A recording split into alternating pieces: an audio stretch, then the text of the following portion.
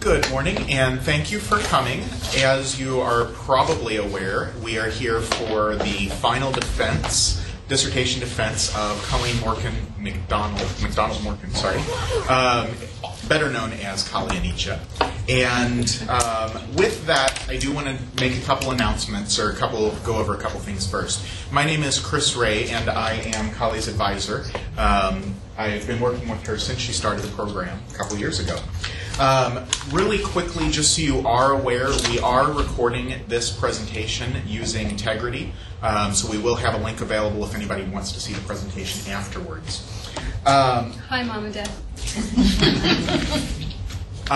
With that, we would like to go around the room really quickly and do introductions of the people that are here in the room. So I'm going to switch the camera around, and we'll start with Liz. My name is Liz Rommel, and I'm one of the committee members for Cali's. I'm Jonna Bland Green. I'm also one of the committee members of Cali's committee. I'm Nate Wood. I'm also one of the committee members. Kelly Nelson, student in the VP. Claudia Peterson, I teach in the Education Doctoral Program. Clayton Hilmert, I'm from the Department of Psychology, and I'm one of the committee members.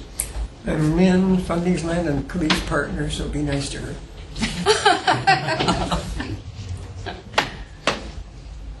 I'm Rebecca Gardner. I'm a friend of Khalid's and have a professional interest in this topic as well. I'm Sherry Lee Short, and I can echo what Rebecca said. I'm a friend, and I also have a personal and professional interest in this work. My name is Zubair. I'm from Saudi Arabia. I'm in the Probation and Adult Education. My name is Sarah Ajlan. I'm also in Adult Education.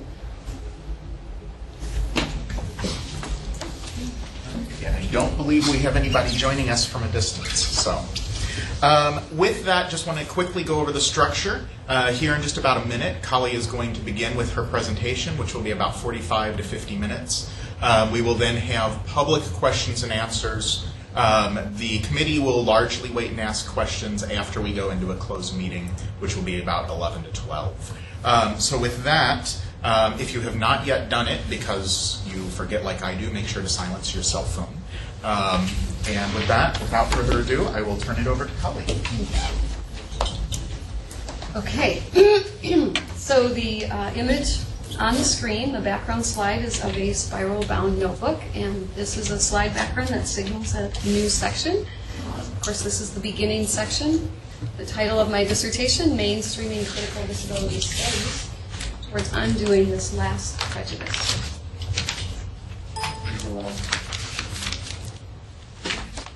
A little bit about how I came to be here. I want to start with acknowledgments, with thanks and appreciation for family and friends and my committee members and colleagues and everybody who has made it here today, and very special thanks to Dr. Ray, because without him I would not be standing here for sure.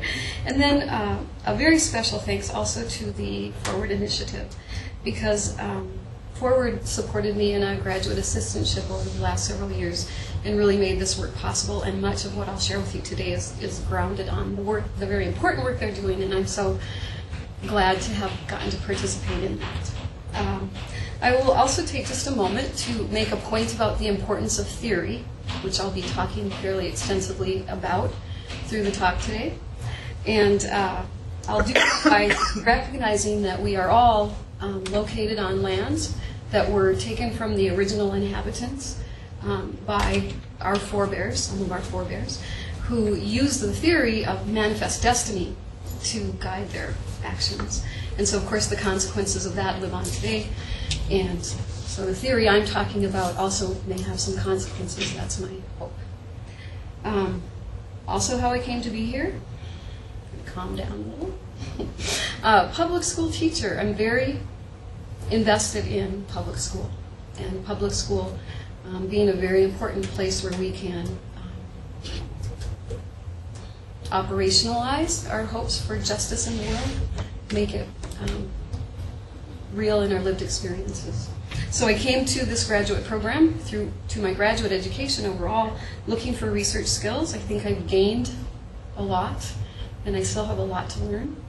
And so my hope for this, my intention for this time together is that we all leave feeling better prepared, perhaps, to either continue the work that we've already been doing with some new ideas and new approaches, or if this is all new, to have a sense of what we can do as individuals in our institutions as well. So, a little overview of the 45 minutes.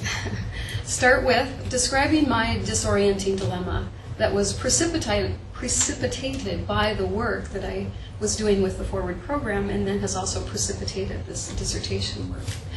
Then describe a very useful framework, what I found to be a very useful framework to address that dilemma. And then the research study that I undertook for this, and some ideas for applying the findings, and a little bit about, so what do we do with that, and hopefully that'll be sometime between 10:45 and 10:50, and we'll have time for comments and questions. So, I start with a famously used quote by Muriel Rukeyser.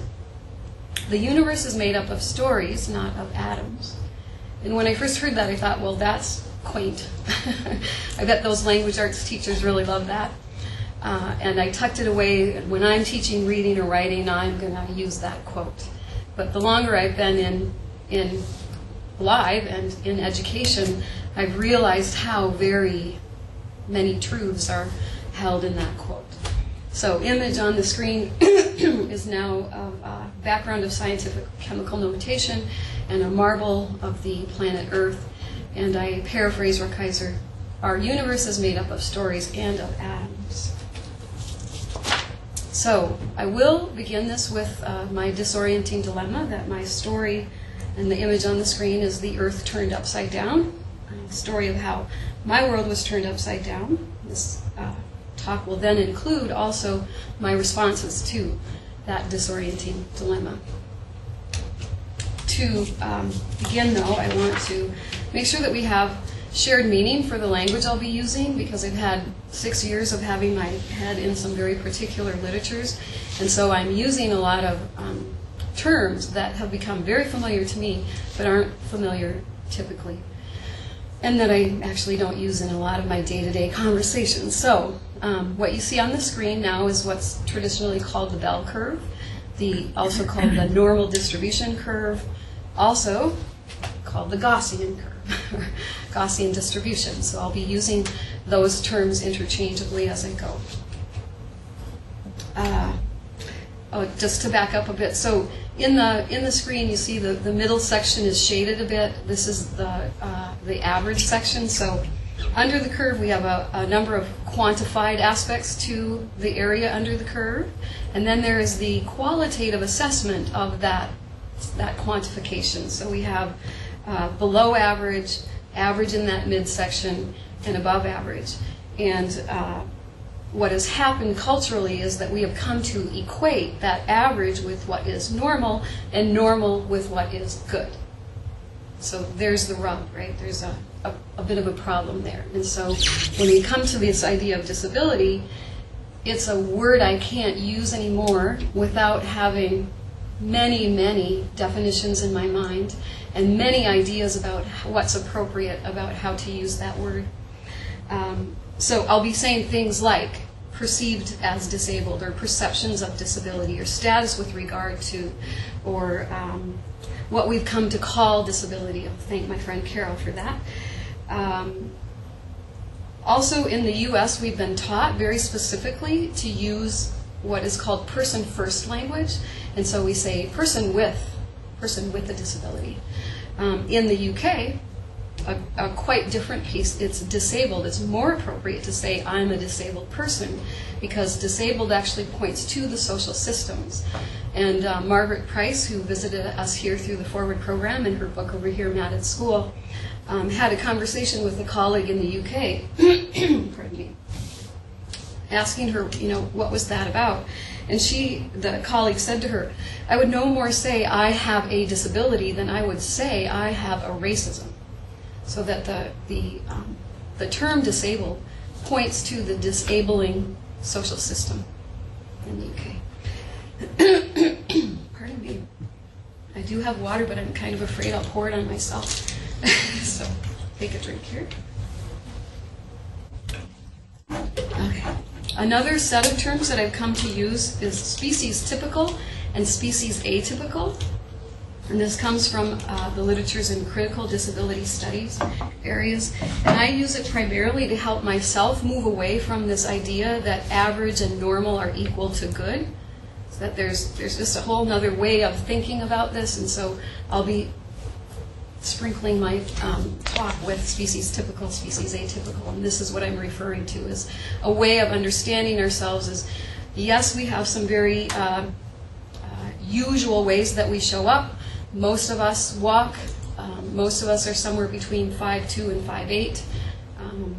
Most of us have shoe sizes of certain, etc. There are absolutely ways that this makes sense and is reflected in our direct experience. And it also has become associated with the whole paradigm or way of seeing the world that I want to move away from. So that's language I've come to use. And then another pair of words, enabled privilege and conscientization. So enabled privilege refers to the way that the world is set up so that I just don't have to think about it. So as a walker, when I encounter stairs, I am not denied access. I just take the stairs. And that privilege is often quite invisible to me. And that invisibility then brings us to this idea of conscientization, which is critical awareness or waking up to the systems that are unearned advantaging and unearned disadvantaging that keep the status quo of discriminations, various discriminations in place, and then finding my place in that. Where's my position? Am I in a overprivileged? Am I in an underadvantaged place? Where's my place there? So critical awareness about where am I in this system. And then universal design is another set of terms.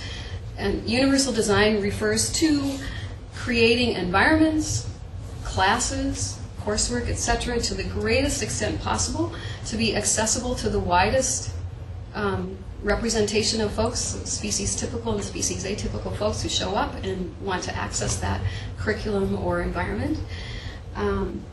So I am describing the images on the screen. That's part of that attempting to provide more accessibility. So if someone had a vision impairment, they would be able to also know what the visual information on the screen is. So here's an example of universal design, sort of. So when I first saw this, I thought, wow, look what we can do when we put our minds to designing stairways that include ramps, right? The images of stairways with a ramp integrated right into it. However, this is on reddit.com. I read some of the comments, and a wheelchair user said, wee, it's marble madness, and wheelchair users are the marbles. And some comments about how, well, there's, where are the railings? What if it's icy? What if I'm tippy? Right? So the idea with universal design that's very important is that there is collaboration and consultation with the folks who we're designing for, which is all of us, right? And so I don't know the backstory here, so it may be that that indeed there was consultation on this, and this was decided as, hey, better than no access, right? Maybe that was the deal, but it serves as a good metaphor, analogy, example that I'll be referring to as we go along in the talk. So back to my dilemma, my very disorienting dilemma. So again, the images of the earth turned upside down.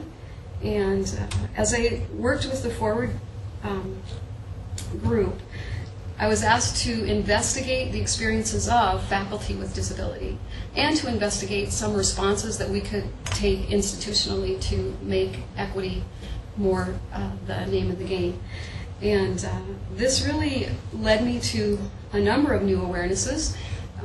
The prevalence of disability discrimination, the depth and breadth and problem of it was something that I'd only had a little bit of a notion of, but really getting into the specifics was unnerving for me personally. Too bad, but Also came across the field of critical disability studies, or also known as disability studies. And having been a special education teacher for 20 years, the whole of which and beyond this discipline had been alive and well, disability studies, and I had never heard of it. And I had a master's in special education. That was pretty shocking.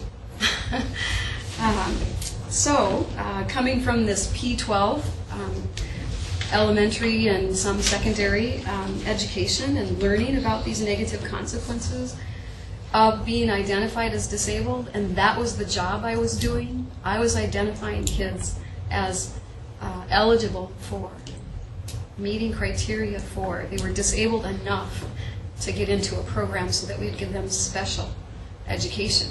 And so this idea that I was creating, perpetuating, and getting paid for, this stalled me out for a while. So I had a great friend who said, well, you know what happens to people when they come across privilege that they've had all along and they suddenly wake up to it? You can get really mired in privilege guilt. You can get stuck there. You can want to confess to everybody, try to, get it off your chest. Don't stay there too long. Do the processing you need to do, but come on, you want to get busy here. There's stuff to do. So, to back up a little bit about what precipitated this dilemma, as I looked at this across the planet, really, that contemporary societies across the globe, almost all, not all, but almost all, are reporting or being reported as having a discriminatory approach to identification, perceptions of disability, that there's a problem there.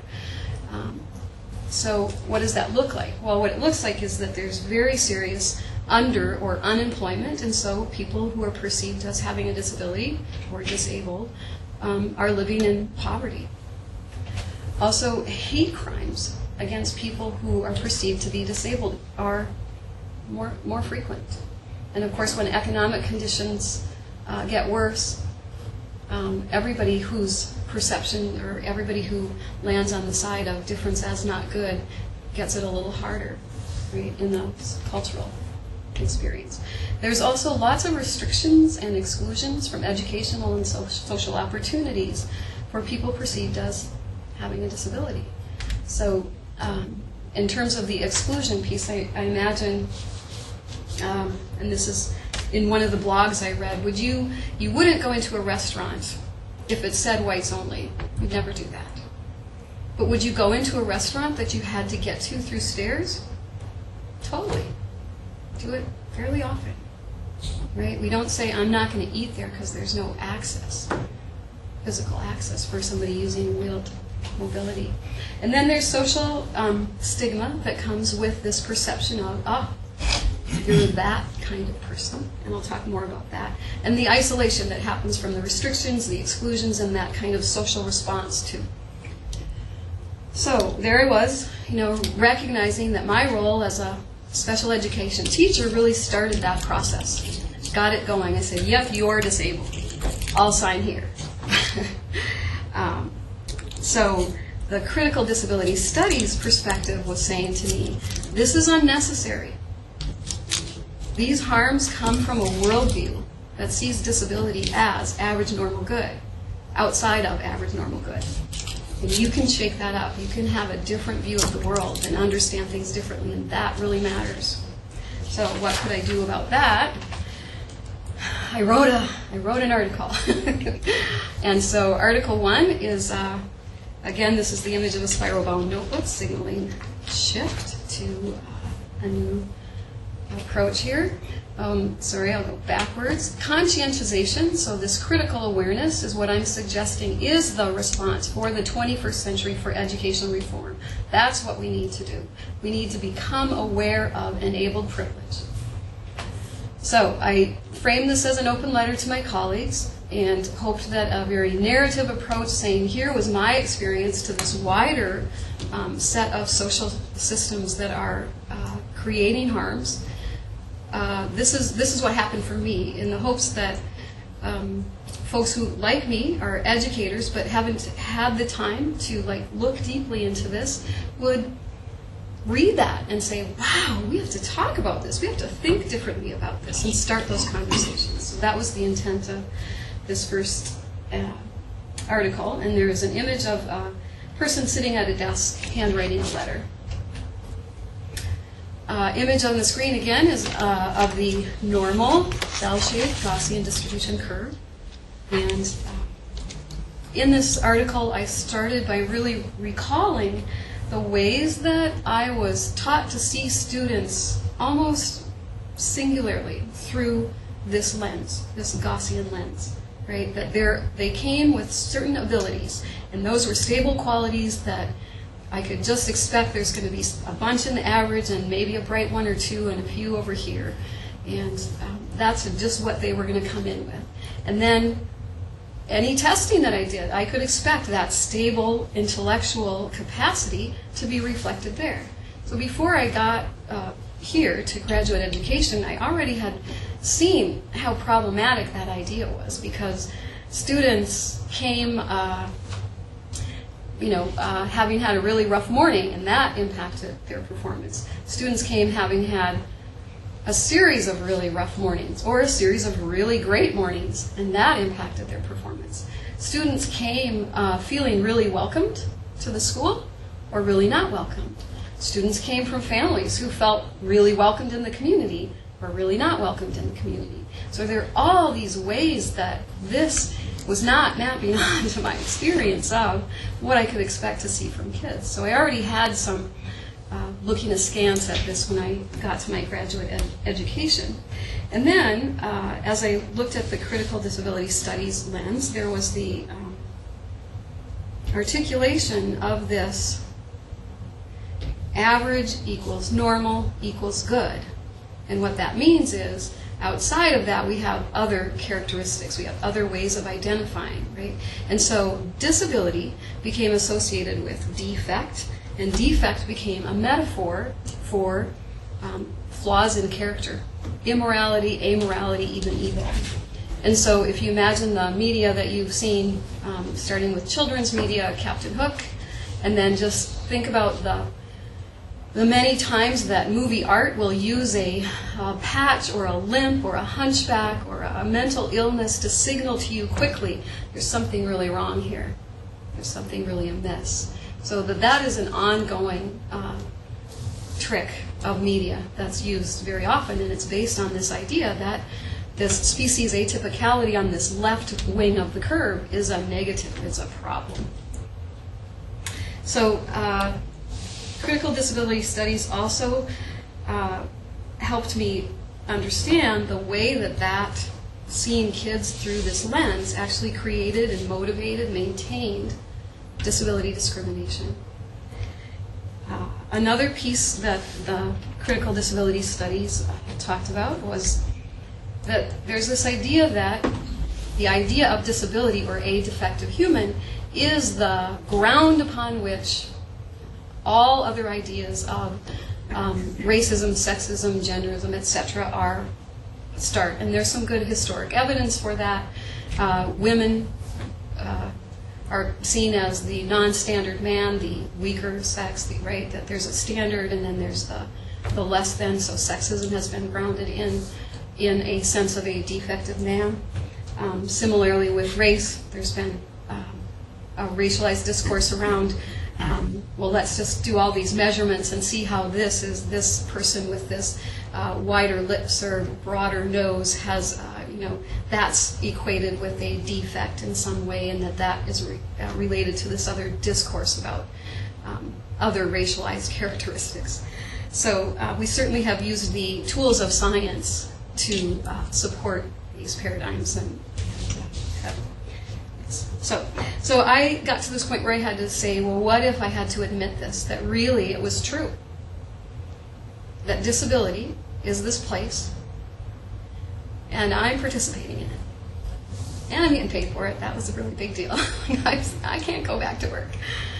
But I did decide to go back to work because after processing that, privilege guilt, I said, well, what can I do? What can I do? I can use the conceptual tools that I've been handed in my graduate education. And I could theorize disability differently, and especially in theorizing it differently, I could shift my attention from those disabled people to those enabled people. Look at the, take the privileged turn, so to speak, and look at what's keeping the system in place. So this is where the very useful framework that I mentioned comes in. And again, the spiral-bound notebook, a very useful framework. And how does that work? This slide I will skip over very quickly. It's just to show that I was challenged to take all the tools I'd been offered and create an elegant framework. So I don't know about elegant, but it's much more simple to look at here. And so the image now is 3 circles that are labeled with the concepts that I'll discuss, and they are superimposed on another circle. These are the tools I have come to think with about disability. So to unpack these a bit, critical theory or critical scholarship takes a look at the social system, what's going on here, what are the beliefs and practices that are keeping the status quo or inequities in place, and then says, now that we're aware of this, we can interrupt this. This is a critical approach, a very important approach to looking at this. A complexity thinking approach. So little seeds sprouting roots and leaves image here with this is to remind me to talk about the seed savers of the world and how they've really helped us to understand some of the basic tenets of complexity science or complexity thinking. That the seed savers of the world are saying, wow, all this monoculture, we need to be careful. We need to keep the genetic diversity in each seed so that when we have a drier summer or a wetter winter or a shadier place, that the seed has the diversity it needs to respond to the different environments. So that's a little bit of a setup there. So complexity thinking or complexity science or perspective has 4 very important aspects to it. The first 3 create a complicated system. So an image you can use is of the interior working of a clock. So there are many gears. So there's multiple diverse actors. They're different sizes, shapes, orientations, and they're connected. So the gears interlock, and when they turn, one gear turns, another gear turns, and so they're interdependent. That's a complicated system. The gears turn and the clock tells time, and it's very predictable. When you add the last piece, that complex systems, social systems, human social systems, and all biological systems essentially adapt. We learn, we have new ideas. In fact, that's what this whole institution is about, is bringing together new ideas. Right? So that makes for a complex system. That makes for much less predictability. And I find that far more helpful in thinking about the students in my classroom than another approach, the approach I've discussed previously. So the third piece of this framework is transnational approach, which basically also connects with complexity thinking, and it also says we're located on this globe, this particular place in the universe, the planet Earth, and the international political, socio-political actions influence the local, but the local also influence the larger. And so it can be a way of reclaiming power, is to say that, yep, what I do locally really matters, and it might take a while, as we say in some anti-racism training 500-year plan, but we can do it if we just keep doing it.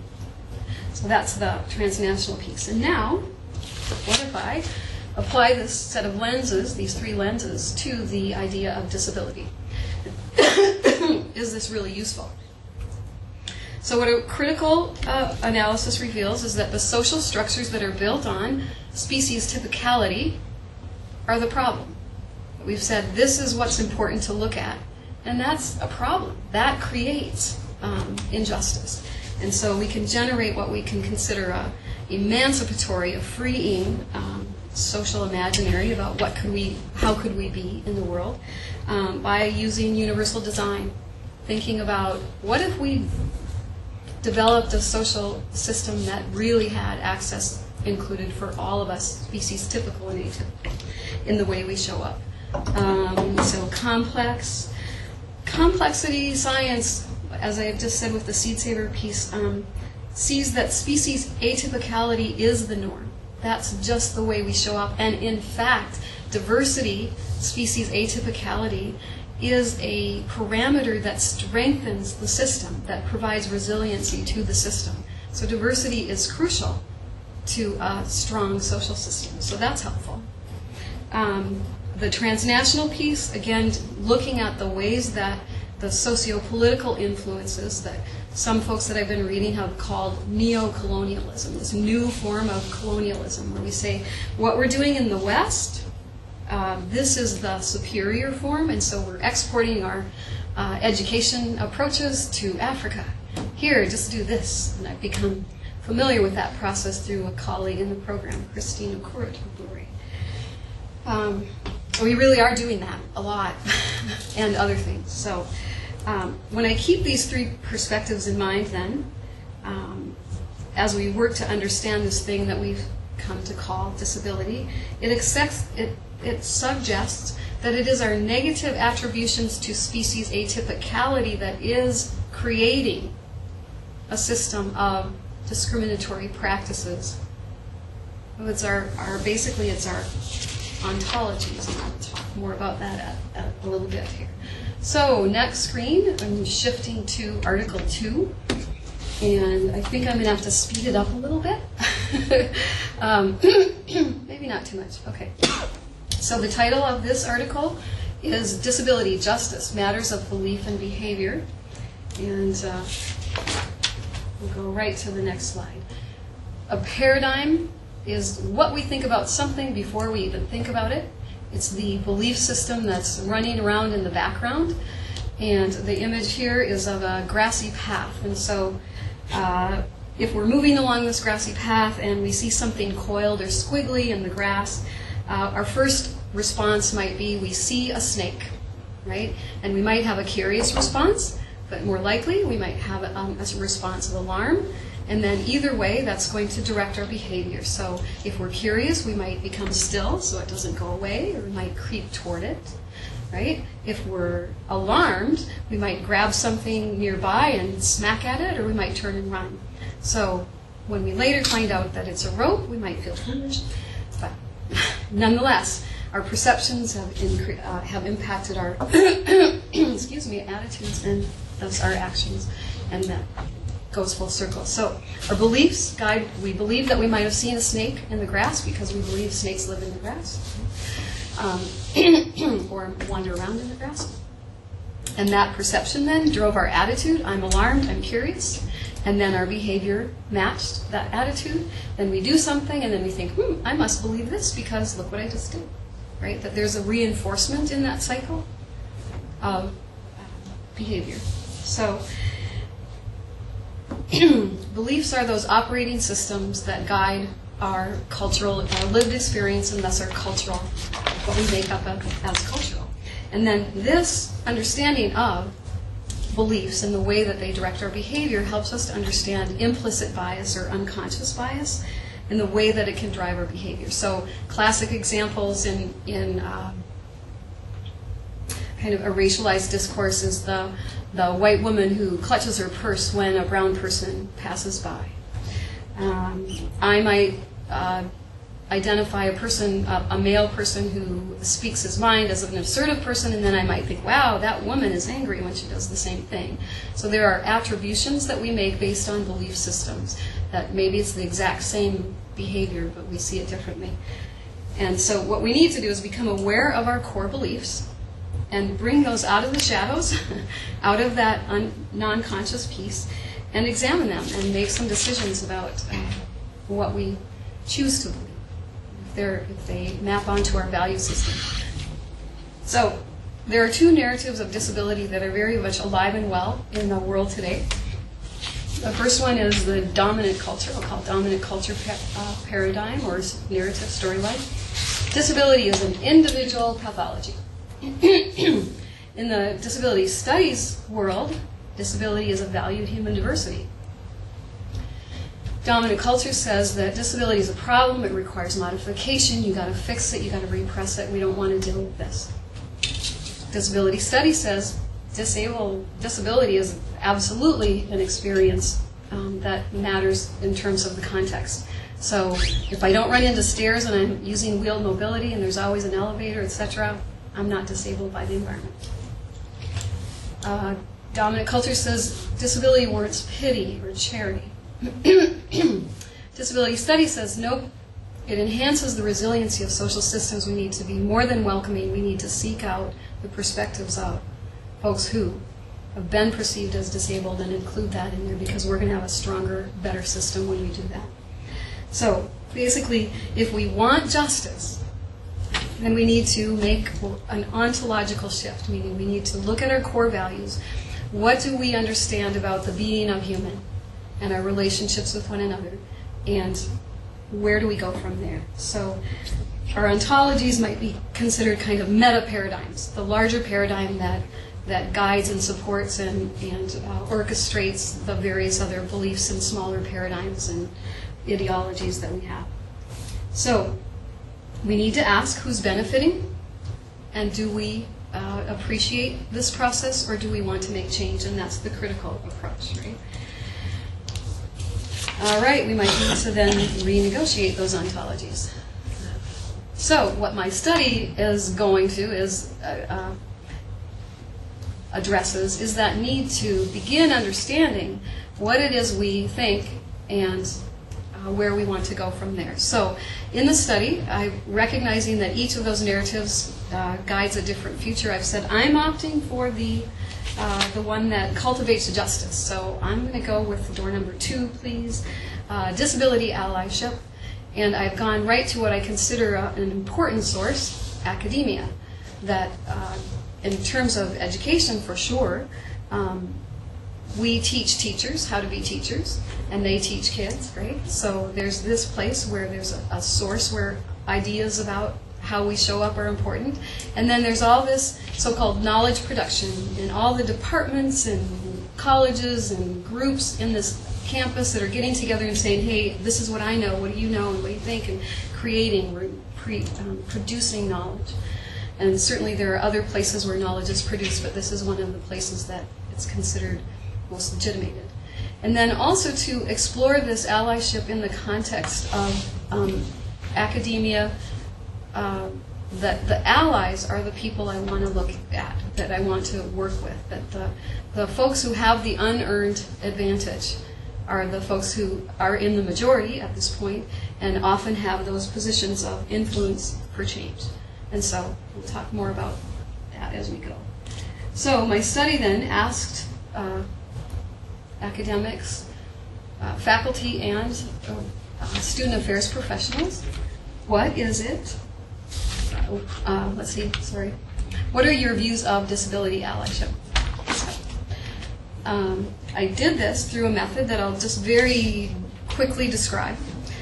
It's an approach that's designed to investigate the subjective experience of folks, and it identifies subjectivity as this internal frame of reference that we have. We make sense of the world. It assumes that this is measurable and uses the unit of psychological significance to measure it. And so up here I have the paper version of the Q sort that was used, 40 statements that I collected from people who identify as disabled and people who identify as disability allies. What is disability allyship? And arrange those. You're asked to arrange those in a, is this a lot like your view, your subjective experience of disability allyship, or a little less like, given the 40 statements that you had to work with? So I can talk more about the study overall. I have some slides at the end, but I'll just kind of cut to findings at this point and say what I found of interest.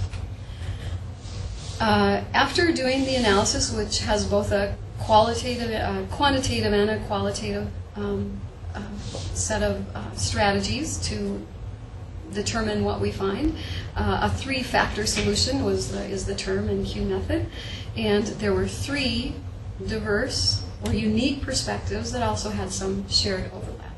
So the first was accountable collaborators. These folks are the folks who said, yep, we have to recognize. The most important part of my view of allyship is that we recognize we're all normal, and we all are accountable then for building the justice in the world.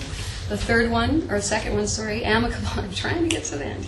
Amicable empathic said it's most important that we are compassionate with one another. That's the most important aspect of disability allyship. And universal design advocates said, no, just get busy, change the environment, make it accessible, and all these problems go away. That's the most important. And so these viewpoints had some very particular differences, and there were some shared pieces as well. So what are the implications of this set of findings? That each viewpoint certainly was important, but it was partial. None of the viewpoints seemed to have all of the pieces of disability allyship. That I didn't have a one-factor solution, that everybody had a similar view, right? Disability studies participant reviewers then looked at those three viewpoints and with the question, does this represent the way that disability allyship unfolds in the world? And they said yes, and let's be really clear, there's a couple of points of problem here, because the statements included statements from lots of folks' perspectives about allyship. And the participant reviewers who came from a critical disability studies viewpoint said, there's some unconscious bias and stereotyping reflected in some of these statements, and you need to unpack that. So when a statement says, I support charitable groups in doing the work for people with disability, that signals that maybe there's a stereotype in place. If it says there's an expert that needs to respond to, maybe there's some, there's a need to look at that. So there were a couple of areas that, as we look at that framing of disability allyship, there's some work to do still in terms of what needs to be interrupted. So to say effective approaches then will amplify those areas of agreement and leverage their unique priorities. And this is something that I offer in the next chapter. I'll talk about that in just a moment. So there was some overlap in these pieces, these perspectives, sorry. But again, I guess I'll just move a little more quickly. The effective approaches need to amplify those areas of agreement and say, yep, we really do understand some similarities here, and then say, here's the differences and how do they all work together. And so that leads to Chapter 4, Article 3, and the application of these findings to academia. The slide is the spiral-bound notebook, working it backwards, student success through faculty professional development. First draft of this article was developed by myself and Dr. Ray. So we've added quite a bit to this. And the basic idea is that a diverse faculty actually enhances the experience of students and the learning of students. So how do you get a diverse faculty? You need to create so also in this article really made the case for diversity needing to include disability, because there's many ways that it kind of gets added on nowadays, but there's not a real deep analysis of disability, disableism. And then what I've offered in response to, okay, if you want to recruit and retain a diverse faculty, then what do you need to pay attention to, especially if you're coming through the lens of disability? So I've offered the Accessibility, Climate, and Tenure Framework, which is just a slight morph from the work that the Forward program is doing. And wasn't it handy that it had that those three letters, right? And then I also offered in this article a blend of 3 professional development approaches that I've been involved in, and really picked out key aspects of them that I found especially important, and said, so here's the how, here's the what, the ACT framework, what to pay attention to, and here's the how of this professional development approach. So accessibility really works with universal design and embellishes on that, thinks about that a lot. Climate says, attention to climate says there needs to be this very explicit and ongoing commitment to equity and tenure, because we're talking about faculty and tenure is a part of faculty's lives. Then flexible workplace policies, and again, these are policies that the Forward program has really already been working on. The blended critical andragogy, so pedagogy for kids, andragogy for adults. Just note that for the advocates program, which is part of the Forward program, that taking the gendered privilege and leveraging that to undo gender inequity is a really a gem of that approach. The RMAC curriculum, which was developed by Phyllis May Machunda over at MSUM and a couple other folks. Let's see. Emily Drew and Victor Rodriguez. So they co-developed this and have provided it to people in town here for a while. And their explicit intent in the workshop is you come here with the expectation that you're going to apply this understanding immediately to your courses. So this action piece. And then a SEED program is a seminar program I've been involved in for a long time. And the idea is that we need to keep coming back together and having these conversations because there's a lot to unlearn and a lot to learn. And so to take each of those pieces and integrate them into a full approach to undoing disability discrimination in an academic institution is the suggestion. And then I also offer in the article a very concrete suggestion and timelines and how to facilitate seminars and an appendices that have a year-long curriculum included. Chapter 5 then. So here we go. I'm going to tell you what I told you. I told you that there's a gap in our cultural awareness regarding the causes and consequences of disability. I said, gosh, I think conscientization, waking up to these systems is what needs to happen. That post-compulsory education is a very important place to start for many reasons, and I described a Q study that was accomplished to understand what allies are thinking about, and then linked that to student success, that if we want students to feel successful, we need to perhaps begin with faculty feeling successful and an approach for making that happen. My interpretation overall is that educationists, those of us in education, interested in education, that we are co-conspirators in the system that develops, that creates and maintains and perpetuates disadvantage based on perceptions of disability. And because we are those people, we are the ones we've been waiting for, we can also be co-conspirators in this cultural system that is congruent with our values. So, quickly, what can we do as individuals? We can change our language. So, in the same way that gay has been used over the years to signal derision, lame is a currently popular word to signal the same thing. Oh, that's so lame. It's a dismissive, disdainful attitude. So, of course, some of us are gay or genderqueer in some way, and some of us are lame in some way, and so to equate that with a problem is a problem. So we can speak to our peers and our students, and we can say, to characterize a whole group of people's experience as a problem, that's really a form of hate speech, and we're not going to do that. So we can have those kinds of conversations. I'm not gonna, you can't say lame around me. As in, you can't say that's so lame, right? We can also engage in conversations with one another about what these current education structures really represent, and does that map onto what we want to be doing. And we can claim our power for positive change, refusing hopelessness. This was part of Ann Bishop's 6 steps for becoming an ally. Her 6th step was a hopeless ally is not an ally. So if you want to do allyship, you better have a hopeful perspective about what's possible. And finally, we can, in our classrooms, in our departments, in our institutions, mainstream critical disability studies approach and see where that takes us. So, woo. All right. So now we can have some conversation. I'm going to come back up here so I can switch the camera back and forth. Any questions at this point?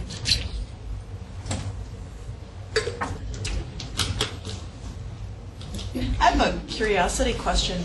If you can imagine your school as having implemented many of these ideas and everyone got excited and became co-conspirators in the pursuit of justice, what might change? What are some examples of things that might change for the students on a day-to-day basis? If we had a camera and could look at those students in that imagined world, what might be different for them?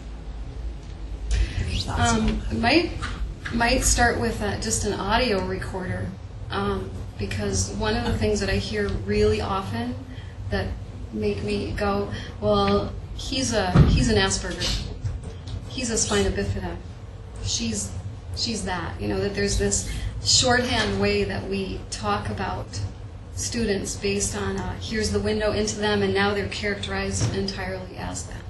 Right? That would change, I think, if we had this idea about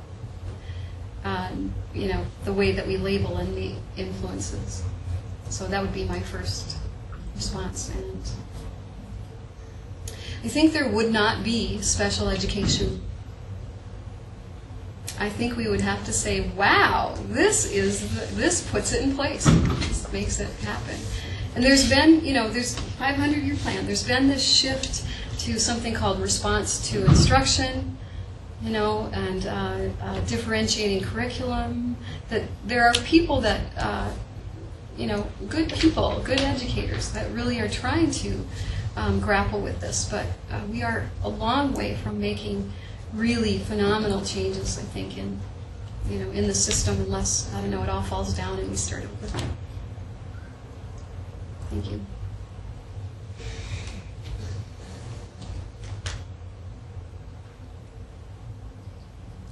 Should the committee ask questions, or are we supposed to hold off?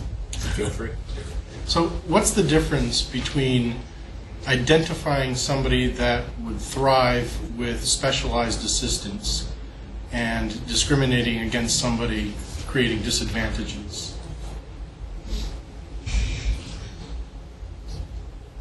I suppose my answer would be it's your ontology. So it's how you're approaching it, right?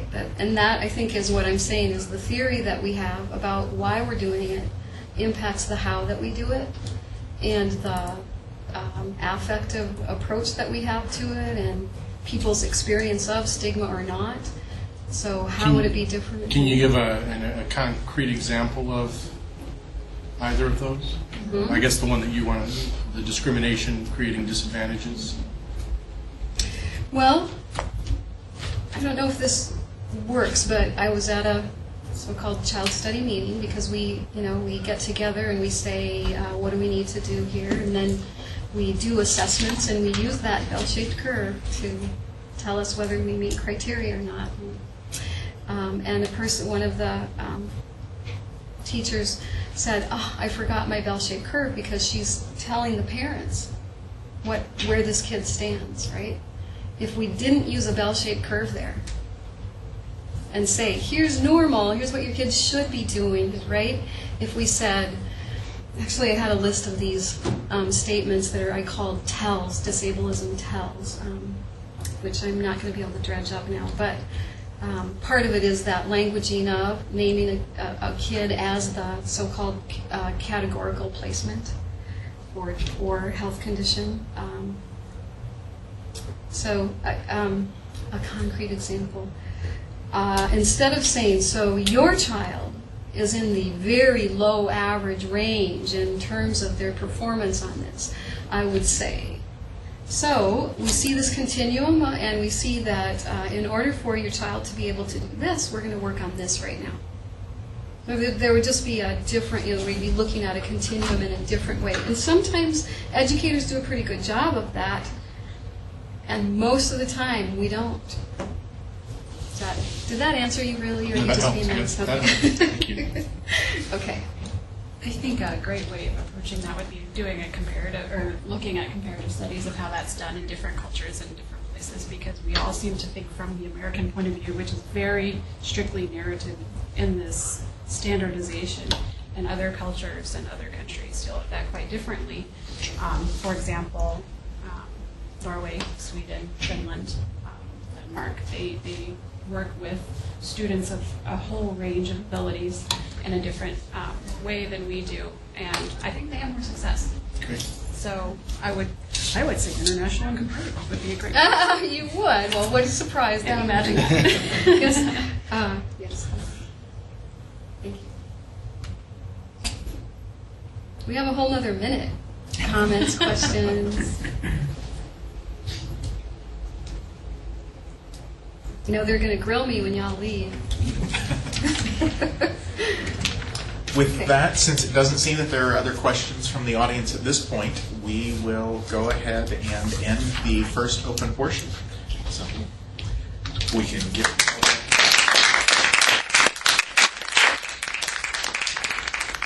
Please take some snacks on your way out. I don't want you to have to carry that. And for the committee, we'll take about a 3 to 5 minute break while everybody's leaving, so if you need to use the restroom or anything. Back here about 4 to 7. 4 to 7, not 3 to 5. You've been in your home on Claudia Peterson. Leave